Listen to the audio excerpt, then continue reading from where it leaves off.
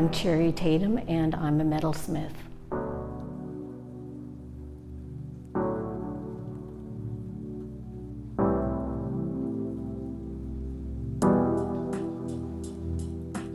I was driving down 244, and there was a billboard that says Tulsa Tech had a program in professional bent jewelry. Well, I've never wanted to make jewelry in my entire life, but I wanted to do something artistic. And my son was a sculptor, my mother was a painter, my husband could do just about anything he wanted. And so I had to pick a medium that I wanted to do. My kids were gone, I'd retired from work, and now was the time for me to play.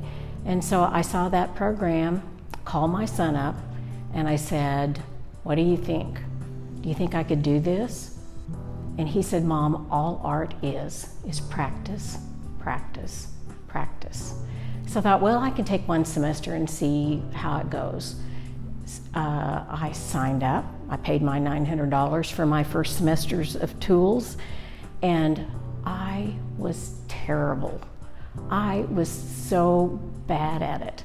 It took me 3 and 4 times to get a project done, and they graded you under a 10-power microscope. But I just kept plugging away, and all I could think of was what Greg had said, "Mom, it's just practice, practice, practice." So I kept going. It took me a long time to find which part of making jewelry worked for me. And so here I am today. I like to hammer, and I like working with silver, little touches of gold. Sometimes you look at a piece of metal and you think, okay, what's inside that? What's inside that wire? What can I make that piece of metal do? And I think that's why I like to hammer so much, is because while it's an inanimate object, and I have a degree in biology, I like the biological sciences. I'm not crazy about the physical sciences, but I just like science. So you look at this inanimate object and think, what can you do with it to change it? And so you can hammer it, make it hard, heat it up till it's almost red hot, makes it soft again, hammer it, and until it takes a shape. And is that a pleasing shape? I think it is. I like it. Do I think somebody else will? I don't know. It's when you're a jewelry artist, you're putting yourself out on the line to see if another person wants to buy what you've made. And I tend not to follow fashion rules. You can tell by just the way I look. I don't follow fashion rules.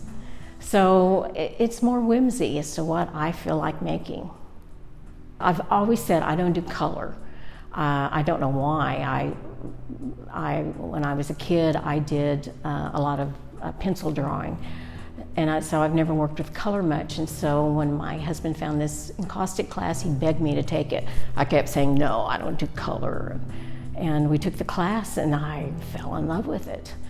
The other thing that, frankly, I have to keep myself from taking classes in is mosaics, because I would absolutely stop doing jewelry and do mosaics if I didn't have such a big investment in jewelry.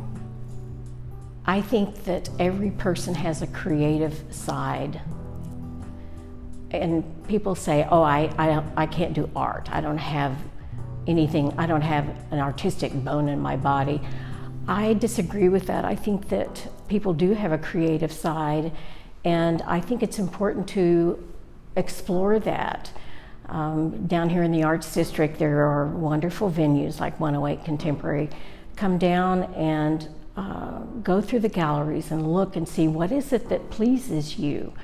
There may be not one thing that pleases you, and there may be one tiny thing that you think, oh, I kind of like that. Well, explore that. Find out what is that pleases you about that one tiny thing.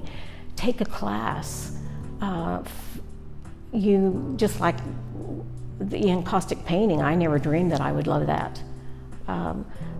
Explore the creative side of you that you may think you have or don't have.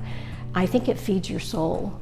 And I think all of our souls need to be fed, especially now with what's going on in our society and with a pandemic, that I think that we all need to reach inside of ourselves and pamper ourselves. So I urge everybody to go out and try to find that little bit of creativity inside of us.